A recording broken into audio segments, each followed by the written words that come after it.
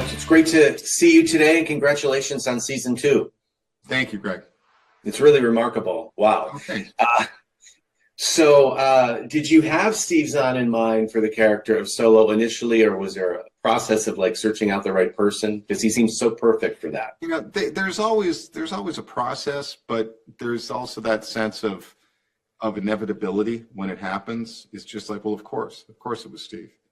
The character was written for him. You know, it just, and him fitting into the show the way he did, and how he and Rebecca hit it off. It was just, you know, it was great. I mean, we had things unjustified. There are other people we thought of before we thought of Timothy Oliphant for Raylan Givens. There's, you know, that happens, but there was no better Raylan Givens than Timothy Oliphant, and there's no better Solo than Steve Zahn. So we just lucked the hell out. And it helped that he is best friends with Rick Gomez, who plays Patrick Kennedy in the show, the big bearded guy with the crazy hair and all of that. And so, you know, Rick could say, no, it's a good show. It's a good show, and it's good people. So it's very nice of him to say. Yes, thank you for that. And what adjustments did you want to make for season 2? Because there's a little difference from the book. So I wondered if you could unpack that. Well, I mean, frankly, there's big differences in the first season from the book too, which is, you know, we created the whole story of George. It's mentioned in one line in the book, and we needed her to have a drive, and that became that. And, you know, Hugh has been so supportive of just, you got to do a TV show. And he and his wife Shay, you know, would text me when they were watching season 2 months ago, because he gets the early cuts, and he said, "We're watching it again. We love it." So that's probably the greatest, you know, seal of approval that I can ask for, that any of us can. But, you know, in season 2, the Juliet story, the big beats are all the same as they are in the book. Maybe done in a different way. How she meets Solo is a different thing. And part of it is just what's better in filmed entertainment than it is on the page. It may work on the page, but, you know, if we got to see it, what's the best way to see it? So that one, the Silo 18 Rebellion story follows a similar course as it does in the book, but we were really interested in diving into some character relationships that didn't even exist in the book, and we, you know, you need that for 10 episodes. You need to be able to go into these characters and spend a little more time with them. And because for Hugh, it was just the second half of the first book. For us, it's an entire season. Right. Right.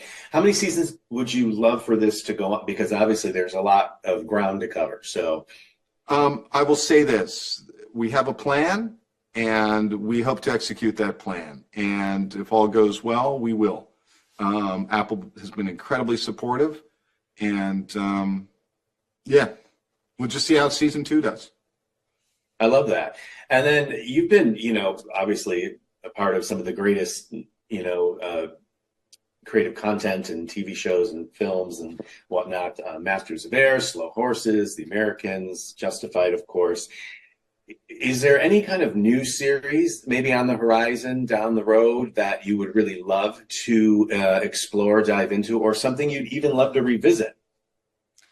You know, it's funny. The revisit is, you look and you think, boy, it would be great to take another whack at Boomtown, which was a show I did 20 years ago with Fred Golan and John Avnet and Donnie Wahlberg, an amazing cast. But it's like, I think that time passed, you know, and it was good. And I'm glad we got to do it. But in terms of new things, I would say I'm a writer. I'm always looking for things. I'm always talking to people.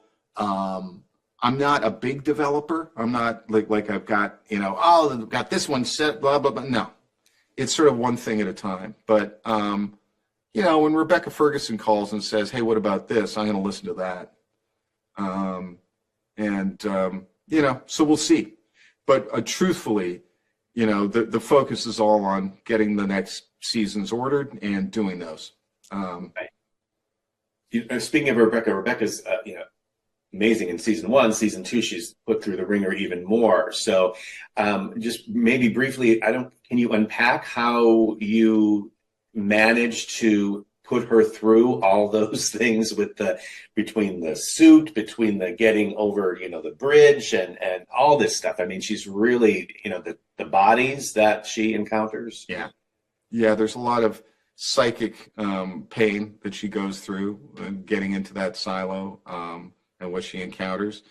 I think that, yeah, and then there's just the physical stress of trying to stay alive. And, you know, she's one of those golden performers. You just can't take your eyes off her. You believe her. And, you know, Michael Dinner, who directed the first 2 episodes and next and 2 more, he was just, yeah, he had never worked with her before and just was, yeah, no, this is going to be a great episode, the first one, because she's just so, she pulls you in and you believe her. And, you know, I could joke, yeah, we put her through hell because she said something mean about Canada, but that's not at all the case. We put her through hell because we knew she'd get a kick out of it.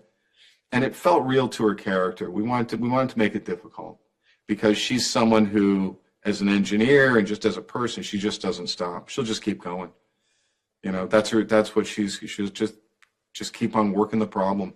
And it was just fun to dramatize that in the first episode, and then in other episodes too. Her trying to figure out how to do this, how to do that, how to, you know. And then she's got a big mystery to solve, and that's always fun for a story, which is what's the truth about this guy, this solo guy, this guy with the funky eye. What's really going on with him? Because some things don't add up. That was fun to watch her play that. I love that. Thank you again for your time, and congrats on this season. It's really spectacular. Thank you very much. I appreciate that.